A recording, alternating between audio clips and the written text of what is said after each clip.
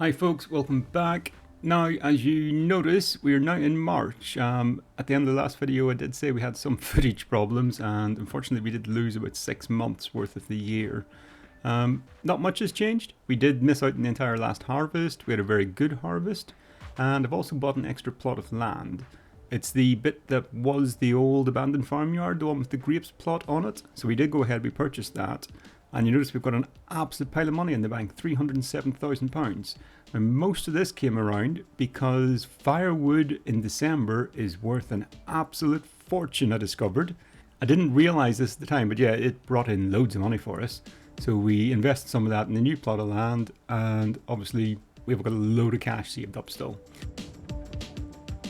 Now the reason I'm holding on to this cash at the minute is because I've got a bit of an investment plan for it.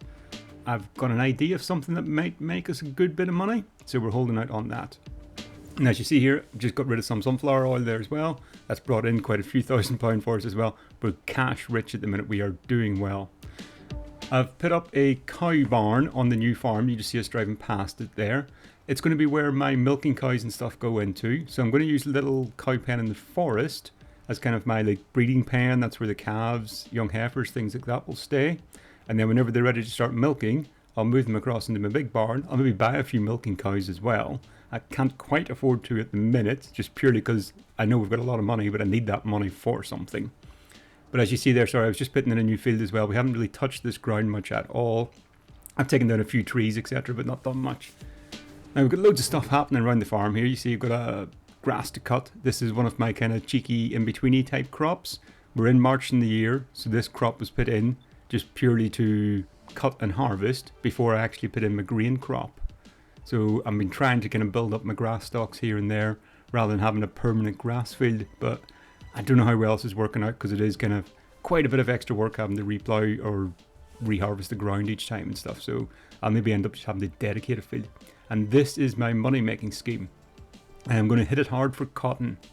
But as you see, 376,000 for a harvester, that's expensive. And I also need a planter as well. So that's what I'm looking at here at the minute. At the minute I only have a seeder rather than planter, so I can't put cotton in. But here cotton is going into this field. It's quite a big field. It's not going to by any means bring us back all our money in the first year. But I want 2 or 3 good harvests of cotton. It's a big investment, obviously, 300 grand for that machine. Plus, well, I kind of need to buy a planter anyway. So this is neither here nor there, the fact that I've had to shell out in this machine. So the harvester is going to be the big expense. As you see, we're back down to 300,000 now as well. So I still need to generate another £80,000 before it comes ready to actually harvest that crop. Oh, one other change as well that you won't have seen yet. I've now got a house. I had to sell the RV. I've moved into my little farmyard house here now. So I'm going to go in, have a night's sleep, and back up at it again in the morning. One thing that never changes is the sheep are always hungry. Oh, a bit of a oopsie daisy in the tractor there. So yes, sheep always constantly need grass. That hasn't changed. Feeding the cows as well. So again, over here we've got young cows, young heifers, nothing that's producing milk at the minute. Feeding them up on grass because again, it doesn't actually affect anything. It's the cheapest way of doing it. I'll sort of TMR for them once they actually start producing milk. And still getting free pig food as well from doing the sunflowers in the little farmyard facility thing there. So that's still free food. Selling off the excess pigs that I get, just slowly breeding up that stock as well. Cotton's actually seeded now as well, it's germinated, and some weeds have come through, so we'll get the sprayer out and get rid of them.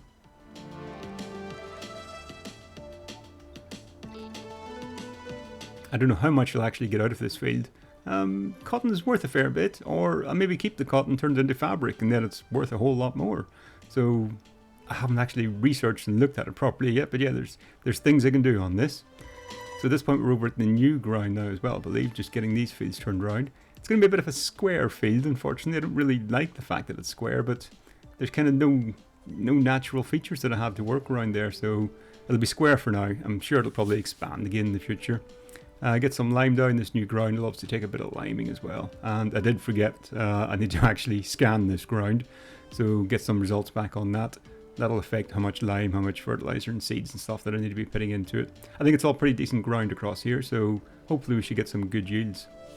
Now, ideally, I wanted to put... Oh, actually, that'll wait to next episode, because 5 minutes are up today, folks. Welcome back. We will see you again later. Bye now.